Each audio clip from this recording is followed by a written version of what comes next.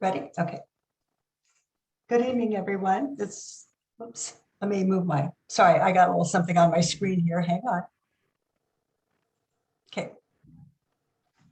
It is 7:01 and this is Commissioner Blanco, and we'll be calling the October 14th meeting of the North Bend Planning Commission to order at 7:01.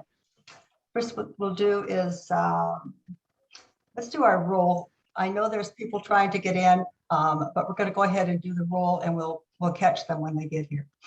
Commissioner Blanco is here. Commissioner Bovers? Present. Commissioner Bush?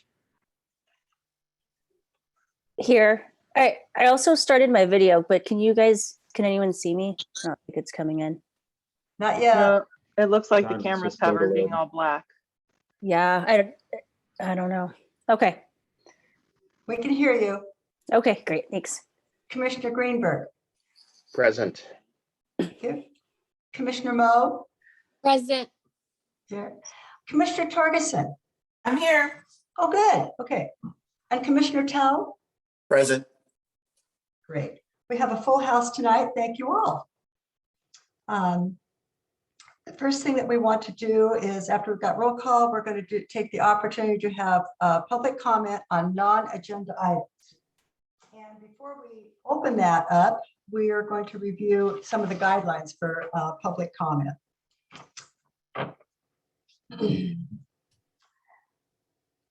Because tonight we will be dealing with public comment on items that are not on our agenda, I'm going to address those guidelines first. The chair of the Planning Commission will provide an opportunity for citizens to speak on any subject that is not a part of the Planning Commission agenda for tonight's meeting.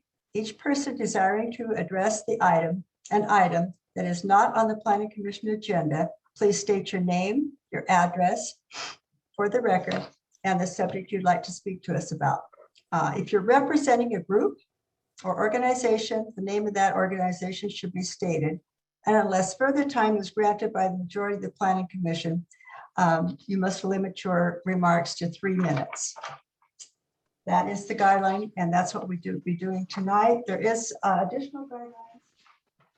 One more, that citizens are always welcome and encouraged to attend all Planning Commission meetings and are encouraged to participate and contribute to the deliberations of the commission. Recognition of a speaker is by the Planning Commission. It's a prerequisite to speaking and is necessary for an orderly and effective meeting. It's expected that all speakers will deliver their comments in a courteous and efficient manner. At any time during the meeting, anyone making out of order comments or acting in an unruly manner will be subject to removal from the meeting.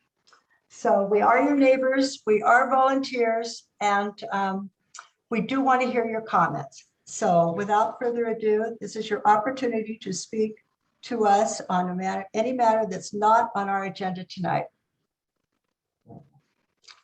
You might want to do the little chat so we know there's a lot of people that are muted. Yeah, you can either raise your hand or put your name in the chat if you'd like to speak at this time.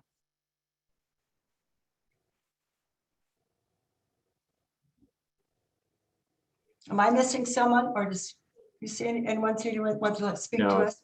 Not seeing anything in the chat. There is a question about changing the height restriction on the agenda. So the performance standards are on the agenda Okay, for the Planning Commission. However, to be clear that the public hearing has closed on that item. So we heard the speakers at the last meeting. okay. So did we see her? I didn't see that. Came real quick and left. So that's not part of our thing tonight. Was it Chris? Okay, all right. I see no questions that come up that are not part of the non-agenda item. So we will close that part of our public hearing at, let's see, 7:05 p.m. Now we need to approval of the September 9th Planning Commission meetings. Have you had a chance to hear the audio of that, anyone? Because if you hear the audio, then we can make a determination. I did that for the one that I missed last 2 weeks ago. Pretty clear, wonderful, and So there's no, you don't need to abstain because you have heard the meeting. So can we do that has anyone done that for the September 9th meeting? Thank you, Scott. I Okay. did for the meeting. I guess, yeah, I was there September 9th, but I did it for the 23rd. Sorry. Yes, okay. Yeah. So can we move forward and have our approval of the minutes of the September 9th Planning Commission meeting? I'll need a motion. Commissioner Mo here. I'd like to make a motion to approve the meeting minutes of the September 9th meeting. Thank you. A second? I'll second it. This is And Susan. is that you, Suzanne? Yeah, Okay. Seconded by Commissioner Torgerson. All in favor? Aye. Aye. Aye. Opposed? No, good. Those minutes have been approved. So let's move on to the minutes of September 23rd meeting. Let's see, I was not here, but I did listen to them. And so I'm not going to abstain. Anyway, so let's see, do I need a motion? I do. I need a motion to approve the September 23rd Planning Commission meeting. I move that we approve the minutes from the September 23rd meeting. Thank you. Do I hear a second? I'll second. Mr. Commissioner Bovers. Yeah, Commissioner Bovers, second. All in favor? Aye. Aye. Aye. No. Any nays? Did everybody go around? Okay. Approved. Thank you very much. And Commissioner Torgerson, thank you for filling in for me on the 23rd. I thought we were going to be here, but then the Ducks went to Ohio and, we had to go to Autzen the next week. So that was my husband, not me. But anyway, thank you very much for doing such a great job. Appreciate it. Sure, no problem. It looks like we're moving right along to number 5 on our agenda, which is the amendments to the hotel and motel performance standards, North Bend Municipal Code 18.10.050. Mike McCarty. All right, well, this is your time. So at your September 23rd meeting, we provided a full introduction of the amendments. You had the public hearing and you have the full record of the written comment that was received in your packet today. We did receive quite a bit of testimony at the hearing as well, both comments in favor of and comments opposed to the proposed amendments. Planning Commission requested more time to consider the amendments and to consider potential alternative language to the standards concerning height or concerning the number of hotel rooms or hotels that would be allowed within each area of the interchange commercial zone. So we just want to turn this back to you. We are here to answer any questions that you may have regarding the standards or other code provisions. The prospective hotel applicant is also here if you have questions for them as a hotel developer familiar with the development needs of a hotel. So we'll just turn it back to you and continue the deliberation. And the staff recommendation again is to approve the proposed amendments, but we look forward to your deliberation and your recommendation. Any Commissioner Tao, did you have some language that you were interested in sharing with the group or adding to the packet? I do. I have a few questions first, if I may. Okay. First question is for staff. I'm not sure that we got into this in too much depth. But as you know, one of the questions / concerns I had was placing limits or prescribing a specific number of hotels that would be allowed in these 2 zone locations and limiting that to 1 at each of these IC zone locations. And where, at least in my tenure on the Planning Commission, where it seems the city has wanted to either explore a pilot project or place some kind of a limitation on a development that's outside what the code or the zoning regulation would allow. They've done that in the form of a development agreement with with a specific project and proponent in mind. And I know we did talk at fairly great length about whether this was an actual project or if this was all hypothetical. The materials did say that these amendments, if not originated, were at least proposed and endorsed by a parcel owner and a representative from one of the hotel chains, Wyndham, I believe. Although I think the context of the zoning amendments was not project specific, just using that as a reference point. So my question is for staff, is there specific criteria that the city applies in determining when to use a development agreement and when to just proceed with amendments to the underlying zoning? So there's not necessarily a prescriptive this then that. In this instance, we have, heard from hotel owners over the last few years and have had trouble making it work. And so usually when we have code changes like this, just like when we did, the MDR and the form-based code, a lot of times we either talk to council committee or CED, council committee or council work study, and find out that if they're in support of a general change. In this case, we found out that they were in support of a code amendment. We heard, we passed on your guys' message about DA, concerns as well. And so this one, being that it was a common issue we've heard over time, we proposed the route of doing a code amendment because a DA amendment wouldn't fix the general issue of our code not meeting the needs to build a hotel in the city. Got it. So for a DA, do you need an actual project with a developer or a proponent to enter into? Yes. And that doesn't apply yet here in this case? Correct. Is that, okay, thanks. Yeah, just kind of want the record to reflect, because there has been a history of using development agreements to make these kind of modifications, particularly trying to place limits on either the use or the quantity of buildings. So I think the record should reflect why this is being approached this way.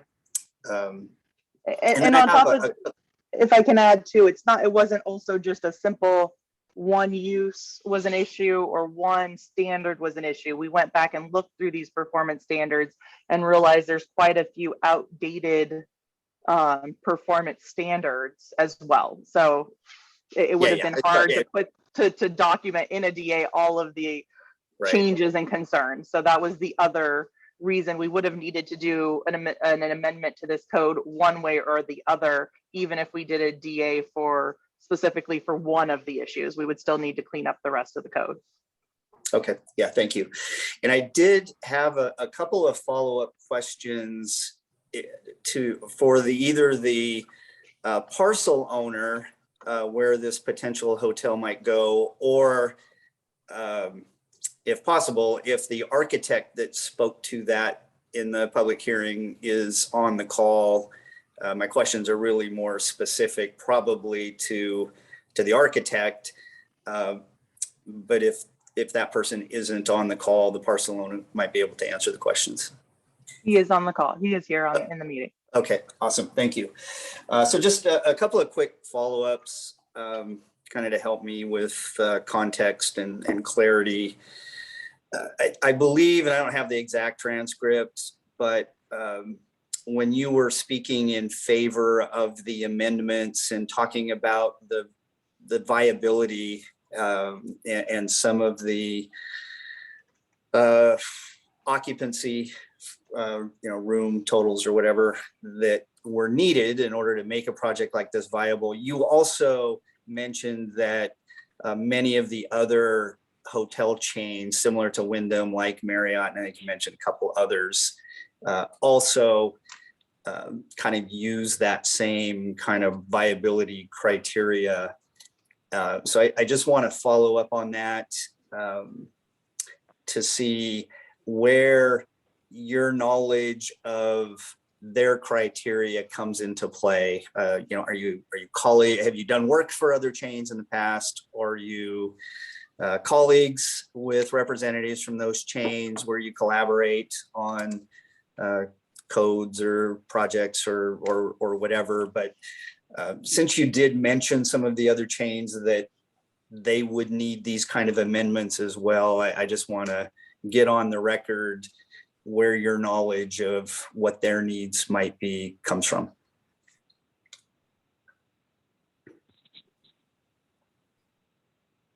Are you Are you addressing this to specifically- the architect? Yes, I am. Thank you. Oh, okay. Okay, I can speak to that. Michael DeMarto is my name. Yes, I have, our firm has worked on many of the major brands, Marriott, Hilton, and Wyndham. And yeah, their criteria is very similar. It's looking at the market and looking at North Bend, they would all look at that as what we're looking at it as a mid-rise market. So, typically they start at 4 stories and go up from there to make it economically viable. So that's really the criteria that is forcing this code amendment to allow hotels to fit. One other thing I wanted to mention is regarding the quantity of hotels, that issue of limiting the number. I see it as the town of North Bend is wanting to limit how many of these mid-rises pop up in their town, and knowing that there's certainly it's controversial to some people and they don't really want the development, but I see that as a way just to limit the number of these hotels. Sorry to cut you off, but that wasn't my question, and I think Sure. That's now kind of getting into new testimony, which we're not taking at this point. So Sure. I have a couple other follow-up questions. So you did answer my first question. Thank you very much. The second question is kind of getting to the market. When either Wyndham or these other chains that you have worked with in the past looks for a location for mid-rise type hotels, what are some of those location characteristics or criteria that you use? Population, access to.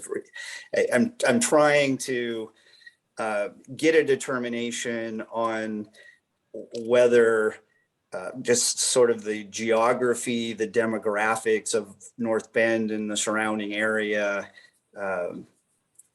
is in itself its own kind of limit on how many hotels, mid-rise hotels that the town could support. So Sure. what are the factors that you look into when you're determining a location just for one specific hotel, not a broader number? Sure, I understand. So in general, I can say that we, as an architect, we are not typically involved in the demographic and the placement of these hotels. I can say, just from seeing how these brands work, they, on the early kind of economic viability side of these brands, they all look at they look at the population, obviously, they look at the demographic, and they look at the distance to other hotels. They literally draw a radius, and more populated areas, obviously the radius shrinks. And it's amazing what I've heard. They talk about certain kind of more urban areas where they'll say, "Wow, you're 7 miles away. That's like a different planet to hotels." So they'll look at that as very viable. North Bend, obviously, it's a less populated and more spread out from the rest of urban Seattle, Bellevue, but they would look at that as it's kind of more of an island. It's not a major metropolis, so obviously it's going to take less. But for Wyndham to even support going into North Bend, they know that it's economically viable. They know that they want a hotel there. They could easily develop it and make it financially viable for the developers, the investors. But otherwise, they wouldn't have supported it. They have the skin in the game too, so they want to make it economical for the developer and for the brand. So that's how they're looking at North Bend.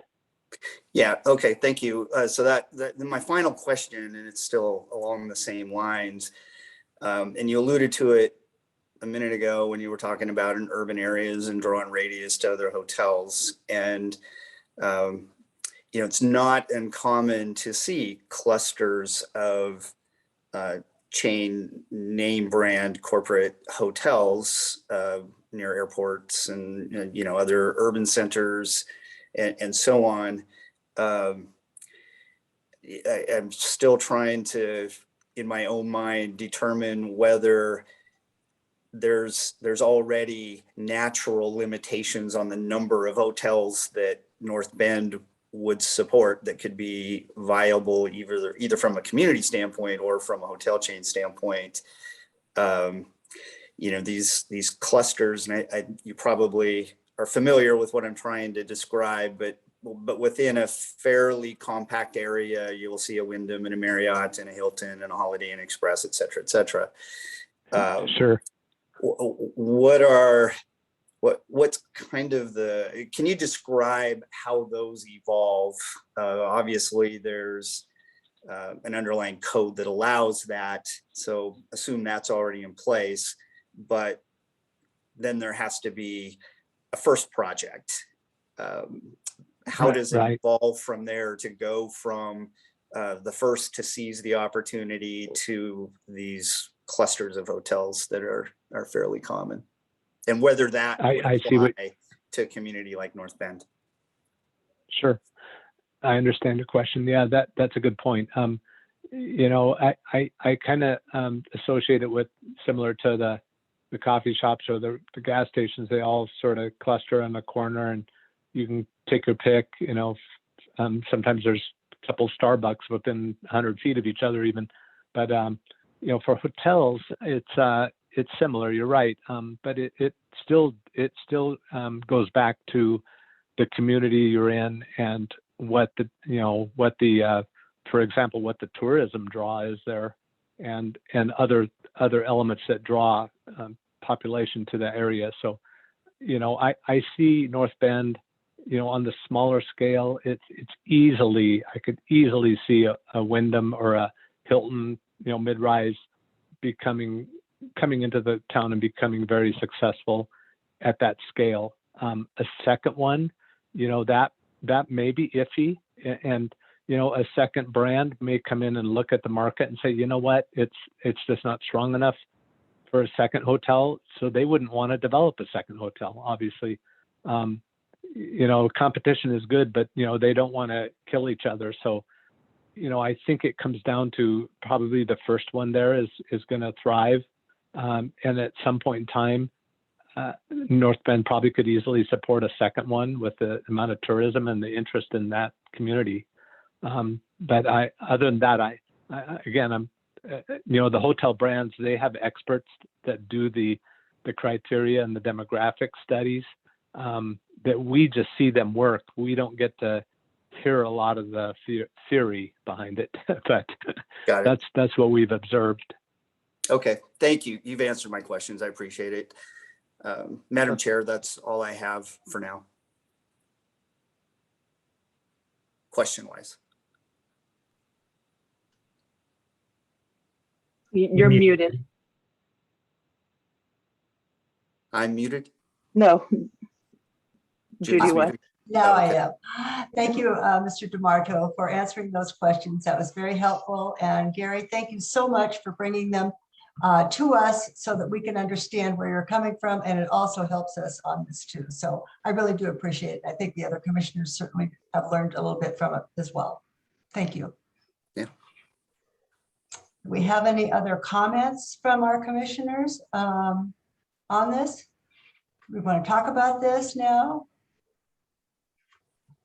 On our packet, we do have the performance standards. Gary, how are you feeling? Are you ready to move on to number 5 on this? Or do we have more questions that we want to ask? Well, I don't have more questions. I don't have more questions. If there are other questions, Okay, that's fine.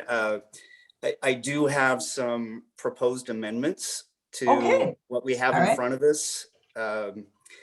So however, if you want to get an overall motion to approve, and then I can propose amendments, or we could just go through my suggestions one by one and see if we can amend it as we go. And then how do you and see feel about where- this? Should we go through them one by one? Commissioners, or do you want the proposal and then? I would like to hear what he has to say right now. Yeah, I'd like to Pardon? hear the proposed amendments too. Okay. Okay. 2? Okay, I would agree with that. I'd like to hear them as well. okay. Okay, So if I could start on page 2, I think it will be page 2, which is the beginning of the finding or the proposed amendments. It's section A, page and then 2, are you saying? it's page 2 of the text, the Also page proposed 15 amendment. of the packet. Yeah, in the packet. Page 15 on the PDF, right? Thank you. Oh, yeah. So my page numbering is different. It sounds like it's the first page of the table of No, of not the land use table, not performance at the standards. table Oh, yet. I'm in the narrative, the staff narrative. of So the staff report. Okay. The staff report. There's several bullets, the primary reasons for recommending the changes. So my first proposed change is there. And it's the 1, 2, 3, the 4th bullet that says the Planning Commission has recommended changes to the municipal code instead of using a development agreement. I'd like to propose that we strike that. I don't believe, we've had a lot of discussion on development agreements and how they're applied.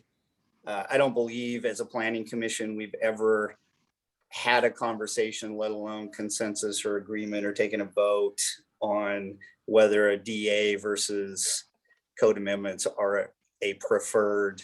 So this seems like it's making a statement that I'm not sure the planning commission has really even discussed at that level. Okay. I think the staff report, what you said to my first question on why are we looking at code amendments versus a development agreement, I think that makes the case for why we're approaching this one this way. And so I propose just striking that whole reference to the planning commission recommends code amendments in general versus DAs, because I don't think that applies. I'd support that. It's just not relevant to Right. the outcome. Yep. Okay. So how does everybody? Any wanna other extend comment on that, that? or? Mr. Bovers, do you have a comment on that or? No, I'm agreed. You agree? Okay. Commissioner Torgerson, how do you feel about that? I agree with what he just said. Okay. Commissioner Okay. Bush That sounds good. and Commissioner Moe? Yeah, are we gonna strike the whole bullet point or just that part about the planning commission? You want the whole thing gone? Yes, that bullet, Okay. strike the whole bullet. Okay, yeah, that makes sense to me. So that's bullet number 4 is strike. Okay, now into the table. The first section, 2.16. Can you give us a page, Gary? Make sure we're all there well, together. So it's my Number page. 15? It's my page 15, yes. Okay. And it's item A. And it's in red, the text in red, that the administrative amendments may be used to modify or reduce the required design standards. I would propose that we strike that as well. There are design standards that we're not looking at. I think what we're looking at are the proposed amendments to the design standards, and there may be some design standards that are in the code for this particular zone that we're not seeing because we're not being asked to amend them. And I think having a statement relative to hotels in this section that allows for modifying or reducing standards we're not even looking at, I don't think it's appropriate for this. So I think if we could add some staff perspective to what that's about. Okay, yeah. So hotels are, first of all, these are our design standards in our code, not these particular performance standards. And those design standards were developed thinking principally about commercial and retail and office type of uses. So a hotel is a little bit of a different beast in terms of the way the building looks, the way it relates to the street. One example of that is our commercial design standards requires the building to be built right up to the sidewalk at the edge of the right of way. So doing that in this case would require that the building be considerably closer to Bendigo Boulevard, which would have an impact visually. And you would also likely have to remove the row of mature trees that are there right now. So you'd see much more of the building than what you would if the building were set further back, which would be contrary to the design standards. That's just one example. There's a number of examples where the design standards aren't contemplating a large hotel type of building. And so this provides a little bit more flexibility for the director who's working in the interest of the city to make sure that those standards are appropriately applied, but also considering the different nature of a hotel. So doesn't the code already give staff and the director the authority to put some limitations or constraints based on a number of different criteria? You talked about some of those. Some of that's in the kind of the staff narrative, but some of it was in the presentation a couple of weeks ago. You know, for example, you don't have to address noise or infrastructure or some of those things in the design standards because your code gives you the authority to put those limitations or constraints in place or put those requirements into a particular development. With our existing design standards, there is a deviation section that does allow some limited deviation. But there's specific limits to it. This would give a little bit more discretion to the director to make adjustments, again, appropriate to the design of a hotel. I can bring up that code section to show you what those limits are. I think my main concern is that this one statement essentially potentially makes everything that we approve or decide moot at the discretion of the director. I mean, we might as well just recommend allowing the director to apply design standards as they deem appropriate as it applies to hotels and leave it at that.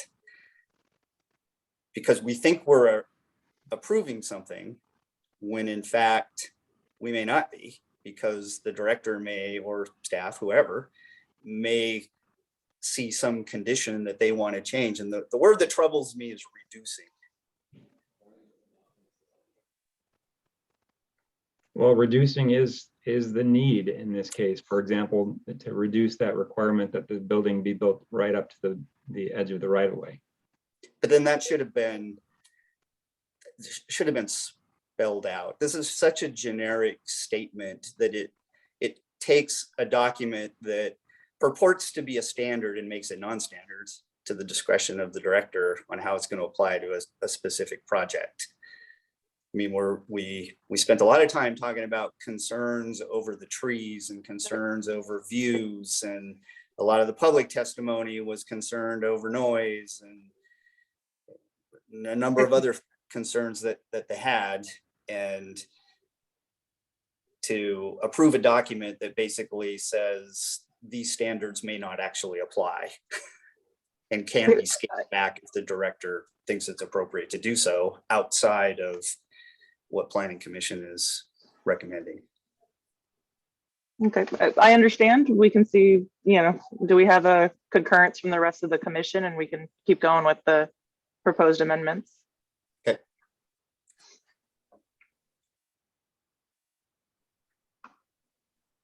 Does any other commissioner have an issue or concern with that change?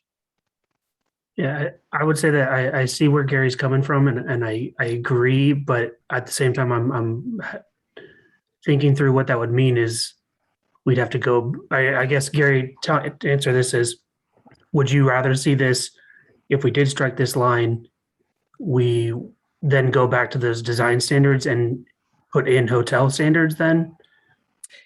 I think if staff thought there were some specific, like the example Mike used, if there was something specific in the design standards that would impact the ability to develop a hotel within the standards that we think we're approving, then yes, I think we should look at those standards and modify them specific to hotels.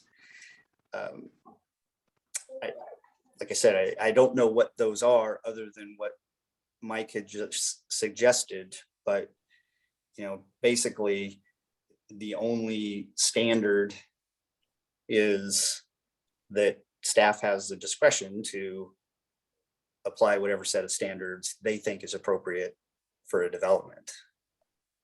So then conceivably we could, if with striking that line, we would then need the staff to bring us the design standards again and modify the hotel section of that to allow for the changes that they're asking for here. Yeah, there currently is no hotel section to the design standards, so we'd need. What I mean by, yeah, bringing that to us so that we then adding that as rather than giving them the power here. Yeah, the principal design criteria for a hotel are these here hotel performance standards, and any hotel is going to have to follow those. What this does is it just allows some tweaking with certain provisions of the design standards that really don't apply well to a hotel. So if needed, we could come back to bring amendments to the design standards, but that's a lot more process. It's more work. It would slow things down, but we're taking your recommendation on this. So Mike, you're saying that you don't believe the authority that staff or the director already has in the code to shape a development to be appropriate, meet the intent of the code is sufficient in this case? Is that what you're saying? You think that I can share my screen and I'll show you what it says right now. This would just provide a little bit more discretion and flexibility. So I'll share my screen, host disabled participant sharing. Rebecca, can you give me authority and I can share the section of design standards? You've got it. Okay.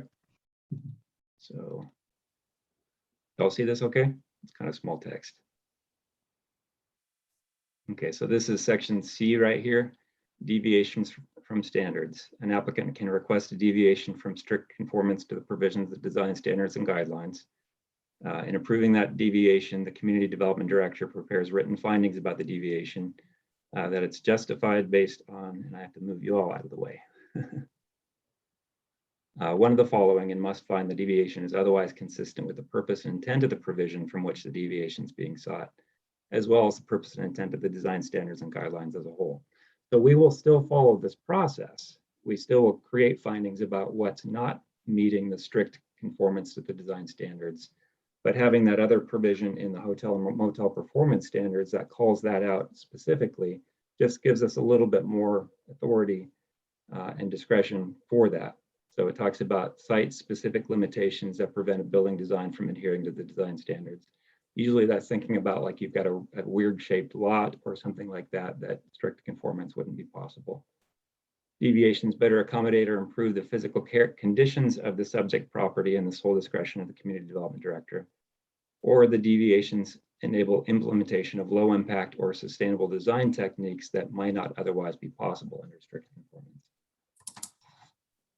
So those are the three criteria that are given for considering that. So So some of if those, I interpret some- this correctly, deviating from the standards currently per our code is only allowed if an applicant proposes a deviation. Staff can't apply their own Correct. modification. The applicant would have to apply for the amendment. Either way, the applicant still has to apply for the amendment, whether we have it in the section we have now and this section, they still apply for an amendment. Or request it in a way. Scott, did you have a comment that you wanted to make? Commissioner Yes, Greenberg? yeah, Okay. yes, I did. Okay. For the past few minutes, I've been kind of going back and forth on this issue, but I think where I've landed is I think we should just let the deviation section of the design guidelines speak for itself. We don't have any exceptions for other uses in the city that I'm aware of. Staff can correct me if I'm wrong. Outside of the deviation process, like we don't say the director has the ability to modify or reduce design standards if it doesn't apply to a dog grooming business or a gas station or a fast food restaurant. And I'm struggling to support why we should specifically be calling out this one particular land use when there is a deviation process that other uses have to follow. Can someone help me with that? So to be clear, we do have other areas that allow the director discretion. I think the Right. form-based code had a sentence that allowed director discretion on certain items. Same with some, some other ones I've come across. I don't know that I can call up any other than the form-based code since that's a recent one I've worked on. But again, we'll take your recommendation forward. Okay. Thank you. So my proposal stand, I still propose that we just strike that language. So do we need to act on that before we move along here? No, we can, if we have a general consensus, when the person makes Okay. the motion, they can make a motion with all of the changes or with some of the changes that are discussed. But if we have a consensus, we generally know which way we're going as we keep moving. Okay, so we need to have a consensus here. Let's see, can we go around? Commissioner Bovers? Yeah, I agree with striking that line. Okay, Commissioner Torgerson? I'm comfortable with leaving it in. We don't really have that many hotels to begin with. And I feel like hotels and motels are different than your regular commercial buildings. They have people that are in them. There's a lot of other requirements there. And I feel like it'd be fine just to leave that in there so the director can make the educated decision on what needs to be done and what doesn't need to be done. Thank you. Commissioner Bush? You'll have to unmute if you please. Thank you. I support striking that last sentence. Okay, so we've got Commissioner Moe. I'm a little torn. Can I just ask a clarifying question? Of course. So if we do strike that, like what would even be the process of those trees being saved? And I know this is just one example, but would it even be a possibility for that to happen? Or is there like a process for them? The hotel would have to decide that they wanted to save the trees. So they wanted to go outside the standards. They'd have to apply that way to save them. So it's more work for them. It's formally, yes, but that's not necessarily how it works. When we get a pre-application and we sit down, we tell them where the concerns are, where the issues are, and we talk about the different options, whether some of the issues are an administrative amendment or falls under this deviation of deviation of standards, or whether it's something that doesn't fit and has to be changed in their pre-application. So it's not necessarily more work, it's part of the process for development. Yes, it's more work for staff, and so it takes a little longer because we have to make those findings. But even with this requirement, I would still have to make the same findings, that it is, a clear what the reasoning behind it not meeting the hotel, intent, why the code doesn't meet that requirement. So it's more work for staff. So I guess a little more cost for the applicant, but not necessarily, adding a whole extra step and process that would extend the timeline significantly. Okay, so even if we strike it, the director could still say, actually, we're going to keep the trees. So if I would take a look at the code that was shown, and I would make a determination on whether it met one of those needs, and I would make a finding for the administrative amendment, whether that setback is one of them or not. In this case, I probably could argue that that's correct because it's in an existing development and has the driveway and everything in the back, that it doesn't make sense and would meet the the issue of the lot. But that might not be the case in another scenario, that it's not part of a larger project, and so I may not be able to make that finding on a future project and could affect the street trees being taken down. Okay, thank you for answering my question. So did you want to keep it in there, or did you want to strike it, Commissioner Mo? Why don't we keep Yeah. going and we leave this Yeah, one let's as do a that. question mark? Thank you. Yeah, let's keep going. I'll come back to that. Let's see Okay. how many are unanimous and how many are question marks, and then we can continue discussing the ones that are. Okay, Commissioner Greenberg, I'm sorry, I didn't get you. Yeah, Your- no, that's fine. I can be last, no problem. I think I could go either way, probably support removing the language, but encouraging staff to maybe come back in the future if there are standards if there are design standards or design guidelines that don't fit a hotel use. I would encourage you to come back with an amendment to deal with those issues, rather than just kind of have an open blank check for the director, who I trust, but I just think there's a level of trust in the community as we're going through this whole process, to then say the director can basically waive design standards that she or he doesn't feel works for a hotel. I'm just kind of more into making sure the code works and is consistent within itself in that way. So that's my opinion. Okay, Ready for the next proposal? Or are we still on this one? no, I think we're ready for the next one. Okay, so for item C on the building height,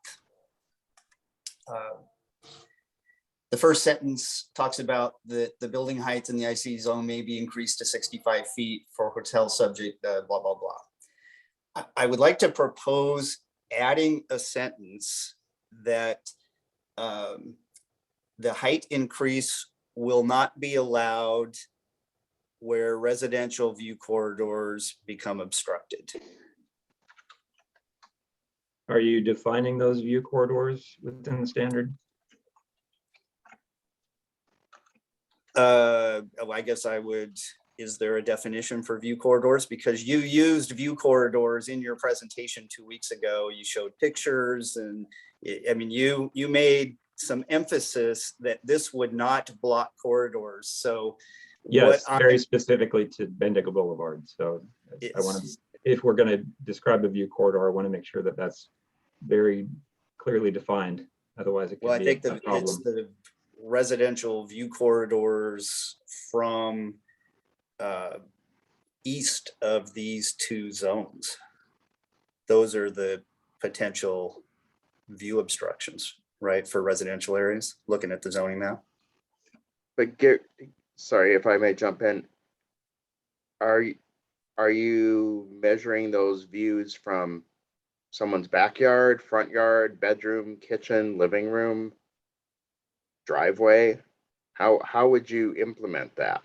Yeah, this one's a little difficult for that change because there's no residential zone properties near these zones. They're buffered by other zones before you would Okay, get to all right, residential. I'll strike the proposal. It sounds like it's a little impractical. What I was trying to get at was to address the concern that particularly on the large parcels where the outlet mall is, if there were multiple hotels, it's easy to see what the view impact might be for the parcel that's kind of been referenced in this packet. But if there were other hotels, it's a little less so. So I was trying to place some limiting language on that. But if you don't believe that's workable, then I'll move on rather than. I think you could maybe look at another standard. Let me go down about, I mean, we did put a requirement for additional screening if necessary, but maybe if you wanted to play with that requirement, that would, you know, like you said, Bendigo, you can't see it because of the trees. That doesn't mean another hotel at that height in another location couldn't plant trees as well that would eventually screen, Yeah, you know, the view. So, I mean, that's one way to kind of get at the same concern. okay. Yeah, I don't have a good Okay. recommendation. Yeah, I tried to add it with what I was have hoping, under additional fairly landscape buffer. Self-explanatory, but okay. So then the next section D, the allowance shall be limited to 2 hotels, one within the boundary of the IC zone, you know, et cetera, et cetera. I would like to propose that we strike that entirely and not have the design standards limit the quantity. I think if you look at the parcel map, you know, a lot of the parcels in these zones are relatively small with multiple parcel owners. We heard from the architect in his testimony that this isn't a huge market. It just feels like there are already natural limitations in place on the number of hotels that would develop in these 2 zones. I'm not sure that we need to be that prescriptive in that limiting. And this kind of gets to what is always my concern when we're looking at development agreements. And where I wrestle with, should we make a code amendment or should we do a development agreement? If we're talking about one project with one proponent, one time, to me, that's a one-time exception. That's a development agreement.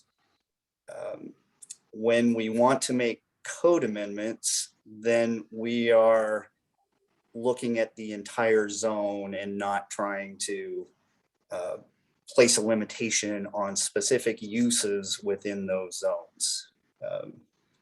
If we only want one hotel and we only want it to be a Wyndham, and there's a parcel owner and a developer essentially ready to go, to me, that's a development agreement. The code amendment, I think, should be silent on the quantity. And I just believe that the market limitations are already there. We don't need language in the design standards to state that. So I propose that we strike that language. I completely agree. Our small market will definitely limit the number of hotels. And I don't think we need to have that limit listed into the code. Gary, is that line D that you're talking about? Yes, it is. Item D? Okay. Yeah. So that's out? I'm proposing that we eliminate that, yes. Okay. And I agree. I'll jump in. I agree with that also. Okay. And not only is my rationale that I just don't think we're going to see too many hotels given what we're told the size of land necessary to build a hotel these days might be in the small properties. But also, one of our major focuses for economic development is tourism. And hotels are basically tourism.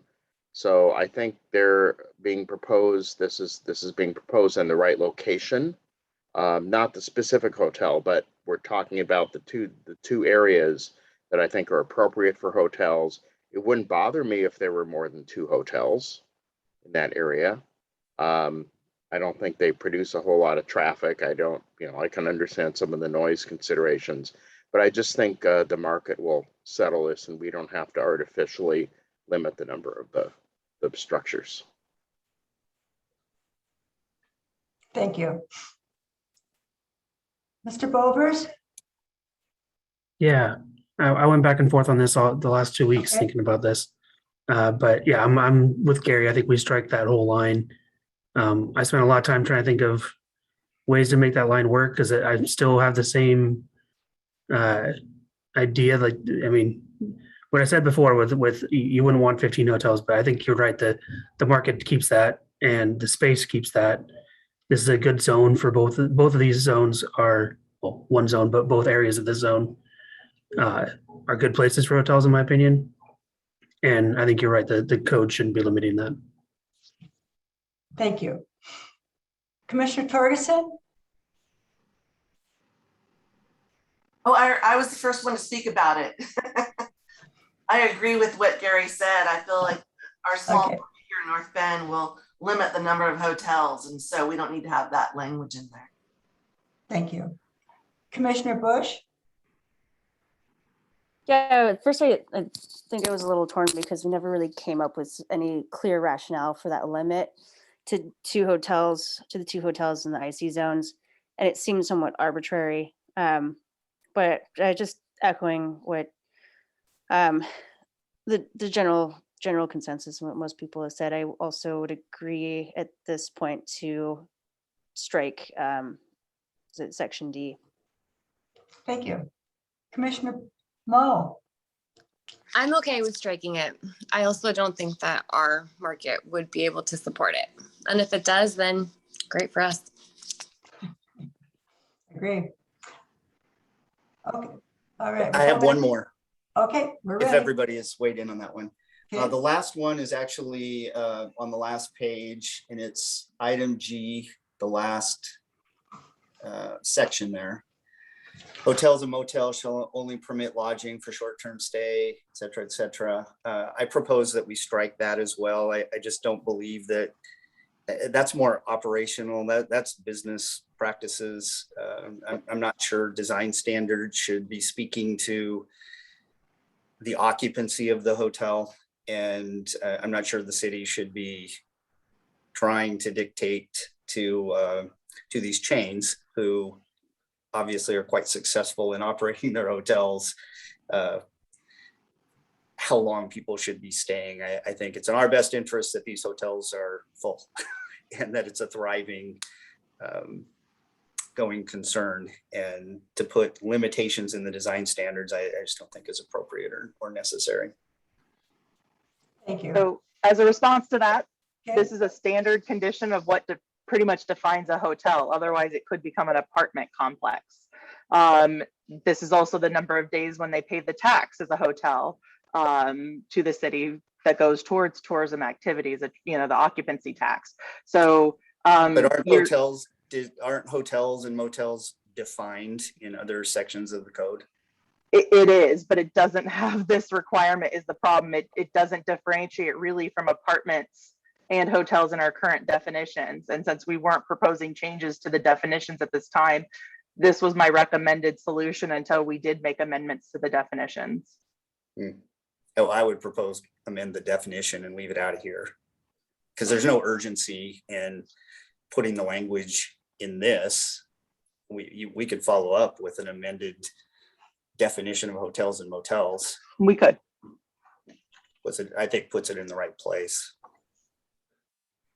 So again, I propose that we strike this and deal with this language in another part of the code where it's more appropriate. Commissioner Torgerson, I'm comfortable with leaving it in until a later date when those definitions are made, just so we cover ourselves legally. I agree. I don't see any harm with leaving it in right now. And maybe staff could even check with the city attorney to see if the exact same language that's being proposed in section Q, I think it's section Q, not G, but Yeah, you're right. if that exact same new language could be added to the definition of hotel or motel without having to go through the whole public hearing process again. I mean, It wouldn't be. We would be changing the municipal code, so we'd have to go through the you have to go public through hearing the process. process and update it. Okay, so then I would support leaving it for now, and then it can be dealt with later. Commissioner Bush? Makes sense. It makes sense to leave it in. We do have a number of other definition issues that we've been kind of collecting over time that we want to eventually come back and do some cleanup in our zoning definitions, so we can add this to that list. And we can strike it at that time. It would be easier in an ordinance to quickly strike a single item. And when we're doing the full definitions. We can even add it to the work program for this next year too. Sounds good. Commissioner Moe? Honestly, I'm indifferent. This one to me, I have no feelings for or against. So for what that's worth. Well, this one I have feelings about because my husband worked on jobs around the country for FDIC, and there were many, many times that he was in town 30, 60, 90 days wrapping up the closing of something. And that's not terribly uncommon, that when you have workers coming into your town, that perhaps it's more than 30 days. I don't know what the hotels, is there a hotel, the hotels never said, you know, they were, I've never seen this before, that you had to leave after 30 days on an extended stay type place. So I think maybe perhaps the hotels have things in place. I'm not sure, but we certainly never experienced 30 days with a notice on the door that said, you have to move now. You tell the company, tell the government they have to move you now, you know, so that quite doesn't make sense to me to have this in here. So I think you just need to get rid of it. I'm going with strike on this one.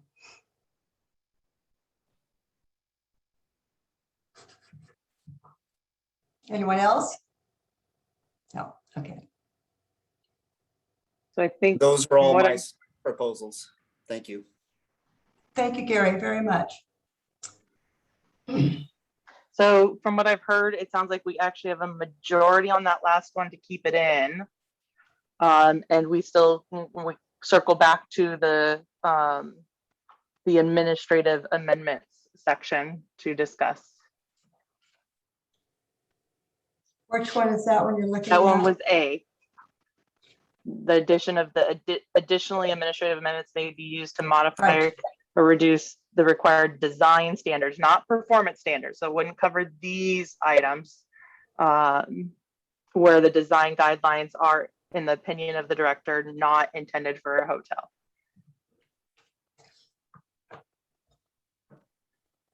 That's a strike on that one? That was, the recommended was a strike, Right. but I think we had a mixed group on whether to keep it or remove it. So I'm trying to circle Okay. back to that discussion because I think that's the only outstanding point of these. Of course, I mean, if we want to entertain, if any other commissioners have other changes as well, we can do that first as well. So How do you feel about that, commissioners? Do you have other changes that you want to make on these? Ms. Greenberg is not in here. Commissioner Torgerson? Any other changes? No, my biggest concern was the limitation of two. And we've already addressed that, so. Okay. Commissioner Bush? Any No, other changes? Do changes. you have any other changes? Commissioner Mo? No, I don't No? have any other changes. Okay. Did you come with a strike? Did you make a decision on yours that you wanted to come back to? Yeah, I've been thinking about me. You're talking to me, right? Yes, yes. Oh, okay, so I've been thinking about it. I'm really, really torn because I feel like I'm gonna say strike, only Okay. because the director position is not an elected position, and although I trust and like our current director, who knows, 50 years, anything could happen. So Okay, I feel like there should be a process for everything. okay. So strike on the allowance for up to 65 feet. Is that the one we're looking at, or would you want to bump up? That was item A. Did you The- keep track of it, Gary? It was the last sentence in item A, the modifying Yes. or reducing the required design standards. Thank you. And the other one that we talked about was the allowance. Are we keeping that one, or did that vote to strike? That one we all agreed to strike. Okay, Yep, so based on what I'm hearing for consensus, Okay. basically, unless there's other discussions or changes, we would be looking for a motion to recommend city council approval of the proposed amendments to the hotel and motel land use performance standards in Municipal Code 18.18.050, section 2.6, with the following amendments.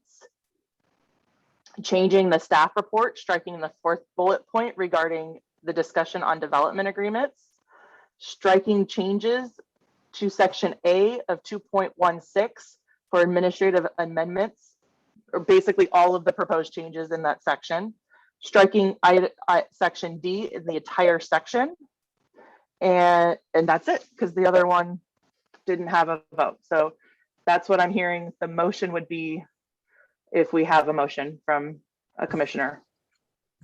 that's what I And think. you don't have to repeat it. You can just say, What she said. yeah.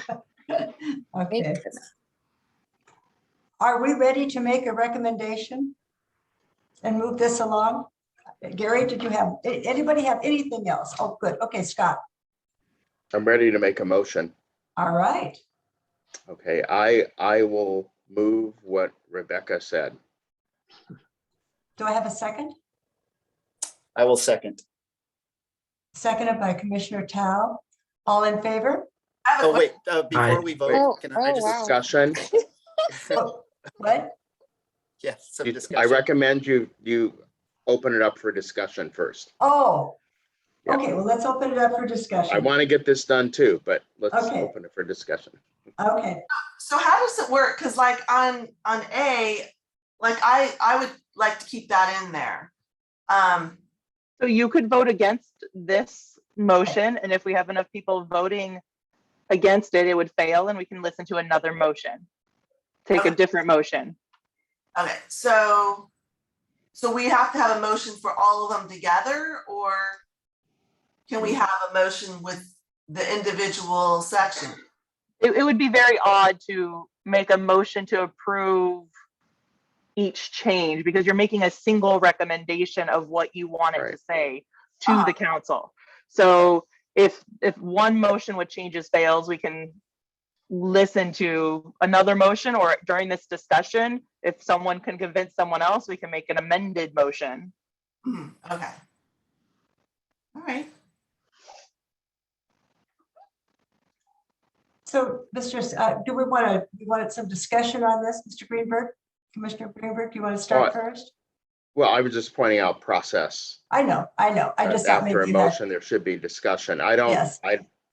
don't have anything more to say about it. okay. This is Commissioner Tao. First, I just want to thank Madam Chair and staff and my fellow commissioners for indulging me on those proposed changes. I know it was a lot of discussion, but I appreciate you giving those some consideration.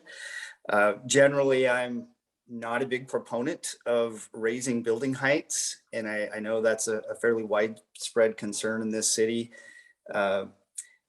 But after several years now on the planning commission and just looking at land use and zoning, this seems like truly the best match for a proposed use with modifying the building heights.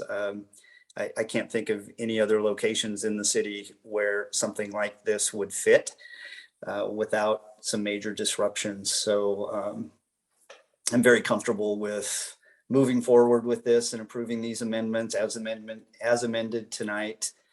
And I hope to actually see some development here. I know we've all seen the stalled or failed potential hotel at the location across the street. And this seemed like a very good process, a collaborative process to try and understand what it would take to actually make something happen without completely disrupting the character of the city. And I want to thank all members of the public that took the time to weigh in on this. All your comments and concerns were definitely important in all of this. And whether agree or disagree with the final outcome, each and every one of the comments that were received either at the public hearing or in writing played a huge part in my deliberation of this topic and where I ultimately came out on this. So I think it's been a great process, and I'm very supportive of making these amendments. Thank you. Anyone else have some comments? I just want to make sure I understand what we're trying to agree on right now. In page 2, we were saying to remove that section talking about the planning commission. And on page 15 or page 15, it states section A, I guess the majority is saying they want to keep that in there. Section D, we're saying we want to remove that. And then section Q, we want to keep that, I think, but I'm not sure. Corrections to that. So I can, I can repeat what I have as the motion. I've got 3 proposed changes within the motion to what's presented to you. One is to strike the bullet point in the staff report that talked about the development agreement. The second is to strike the proposed changes to 2.16A, so just the last sentence, and then strike item section D in its entirety. Okay. I'm good. Good, okay. Any other, I have a couple of comments. I think it's regarding the project. I just want to, well, I want to thank all of you tonight. This was a great, of great value, I think, to us as a group to work together to make this come out like we would like it to come out, in as much as clearing up the language and making it understandable. And there's always things that could come back. And I appreciate that. I appreciate staff working with us on this.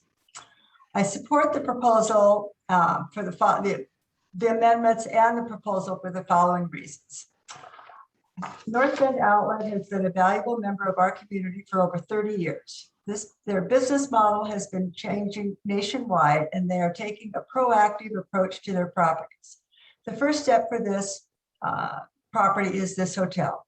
I applaud their foresight and am inclined to give them a little leeway.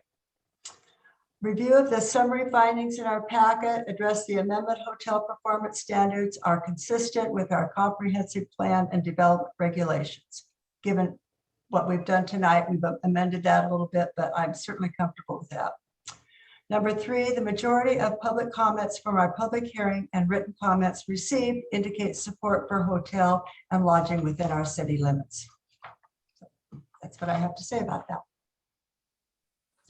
Anyone else have more they want to comment on? No. Good. Okay. We've got the motion. Now can we vote on it?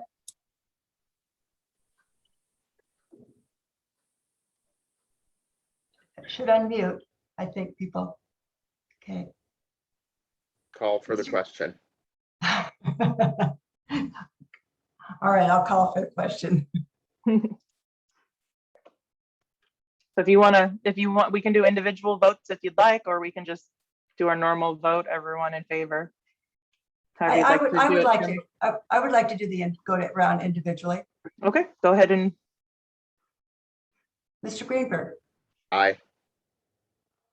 Mr. Bovers, Aye. Commissioner Torgerson, Aye. Commissioner Bush, Aye. Commissioner Moe, Aye. Commissioner Tao. Aye. Thank you very much. We have a unanimous vote in favor of it. Do we need a second or can we? no, that's everything. Good. All right. We can go ahead and move on. Okay. Let's see, the next thing is, before we adjourn on item, I did add another item, and it's just a little housekeeping item that I would like to bring up. I certainly welcome your comments on it. And there's three things on here. Agenda housekeeping item. Number one, if we do not have a quorum, which is 4 of us, by 7:10, our meeting will be canceled. And I know that sounds just a little bit harsh, but I think that I think we have to do something. We have to set some sort of parameters because we can't keep it open in this environment when people are sitting on hold on phones. You know, we can have the meeting again, but we need to be here by 7, ready to go. 7:10, we don't have a quorum. We're done. We're not going to cancel. I mean, we're going to cancel it. Number 2. And just to note for the commission and the public, if there is a cancellation due to lack of quorum, all the items automatically move to the next meeting. Right. I'm sorry. I should have said that. Yes. Yes. We don't cancel the items that we want to talk about. We're just moving them 2 weeks out. So thank you very much for that. When we get our meeting packets, and upon review, if you have questions or concerns, please forward those questions to staff prior to our meeting. I think we should do the let's practice the no surprise rule and help our staff help us with answers to our questions. So I hope we can do that. This was a great example tonight where we have a commissioner that had some questions. We heard them, the staff worked through it. And so I like that. And I think that the feedback we got even prior to the meeting was very helpful. So let's use that tool. Regarding approval of the minutes, all meetings are recorded. If you are absent, please take the time to listen to the meeting you missed. If you have heard the meeting, you do not need to abstain from approval of meeting minutes. So Rebecca helped me with that so that we wouldn't get too backlogged. And I know that we do have absence, and that's the way that goes. But please take a moment to hear that meeting that you missed. Any questions? Any suggestions? No? Okay. I don't need a motion to adjourn, so I would. Madam Chair, before we adjourn, just Yes. at the on the bottom of the agenda mentions that the October 28th meeting may be canceled as there are no pressing agenda items. I do have a conflict for that evening, so if we can arrange to cancel that in advance, otherwise I won't be able to be at the October 28th meeting. We just didn't want to officially cancel it until the normal posting time in a week. We don't have anything at this time and expect it to be canceled because the only items we'd be able to add would be an introduction item as an example, because we wouldn't have time to advertise a public hearing. So as of right now, we are expecting it to be canceled, but because it is a standard meeting, if we have something that comes up that needs to be introduced, we wanted to leave that ability to still have the meeting. Got it. Thank you. So we should plan to have that meeting. We should block it out on our calendar. Is that I promise, like I said, we will cancel it by Wednesday if nothing comes up. So. Okay. But we know right now that Commissioner Tao is unavailable. So thank you very much. Anything else? Anybody else got some questions on that meeting or anything? No, okay. Then we will adjourn our meeting tonight. Thank you all very much at 8:21. Appreciate your time and that you all made it tonight. We did a good job. Thanks. Thank you all. Bye, thank you. Thank you. Good night. Okay.